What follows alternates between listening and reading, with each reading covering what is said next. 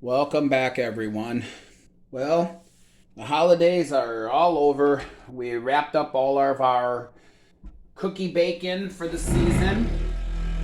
And so now we are just going into New Year's and then on to back into our spring setups and gardening and all that other stuff.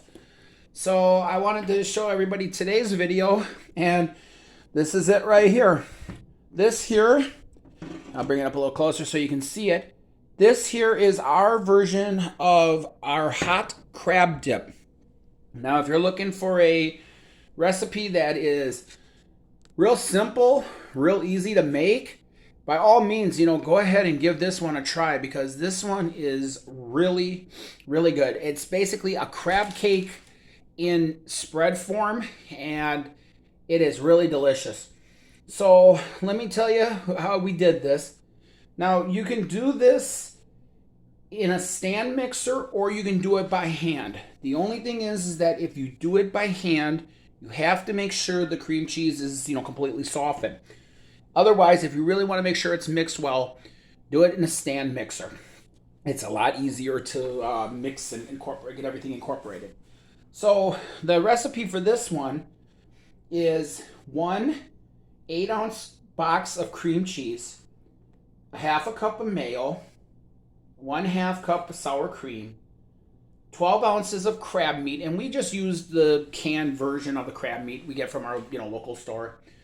Nothing special. A teaspoon of seasoned salt. Now you want a half of an onion, a half a red pepper, and a half a green pepper, diced finely. And the smaller the better. It gives it, it'll cook when it bakes. It'll cook, but you don't want like that overpowering, sense of the stuff. You just want, just enough to give it a taste. We did a half a cup of breadcrumbs, tablespoon of parsley. Now parsley is just for the color in there to make it look pretty. Doesn't really give it much taste value, but a tablespoon of that. A teaspoon of lemon juice, a half a teaspoon of Worcestershire sauce, and I use a cup and a half of shredded cheddar cheese. Now you can use less, you can use more, but if you like it a little bit cheesier, use a cup and a half. If you like it, maybe not as overpowering with cheese, then by all means you can use a cup. But what we did was, just like I said, and then also I forgot to tell you, a dash of Tabasco sauce to taste and a little bit of pepper. What we did was we mixed it all together in our mixer, and then we put it in our 2 quart size bake pan like this, and we sprayed the pan, just to make sure that it doesn't burn. I mean, you can obviously see it browned a little bit on the edges, but that's okay. That's how you want it, but you don't want it to stick. So we baked it then in a 350-degree oven for about half an hour. And when it comes out, you can let it cool off a little bit so it kind of settles and forms all together. But then you're going to serve this. You can serve this with chips. You can do a baguette. Or you can do like what I like the most is, and I'll grab one here and show everybody, is just these little, crackers like this. And I'm just going to dip it in here. And I'm going to take a taste here.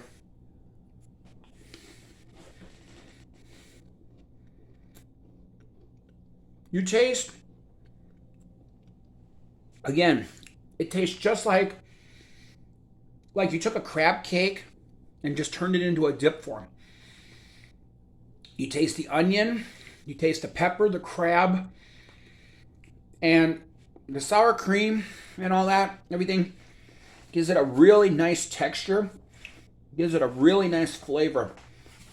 And like I say, this is good for like a New Year's Eve dip. It's also good for any like Sunday football games that you might want to put something out.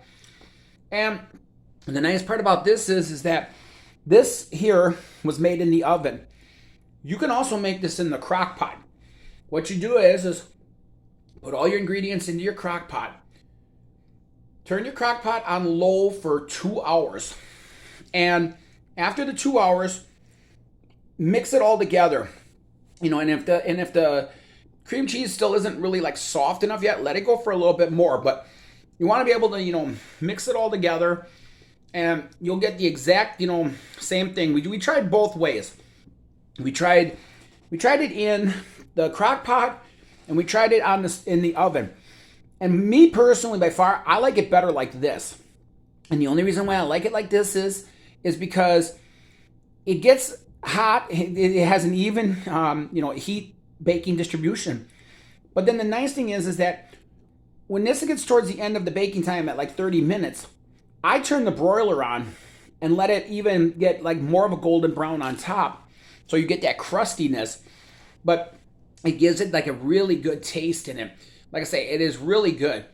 And so like I say, again, if you're looking for something simple, something for like a Sunday afternoon or even your New Year's, go ahead and give this recipe a try and you will not be disappointed. So again, thanks for watching, everyone. And if you're new to the channel, please hit that subscribe button. And if you could, please give this video a thumbs up because it helps to get the video out there to more people. And like I say, I believe we might have one more coming up here for New Year's. If not, we will then be going on to some other baking items. Or other baking, not baking items, I mean other cooking and baking stuff. But we're going to, be doing that for about the next month or so. And then probably about February, end of February-ish or so, we're going to go back into our planting of our seeds, and we're going to start getting ready for our garden out there.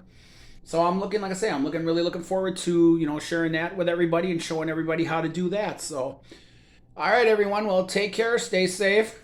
And again, thanks for watching, and I'll see you next time right here on the Walski Group. See you later, everyone. Bye.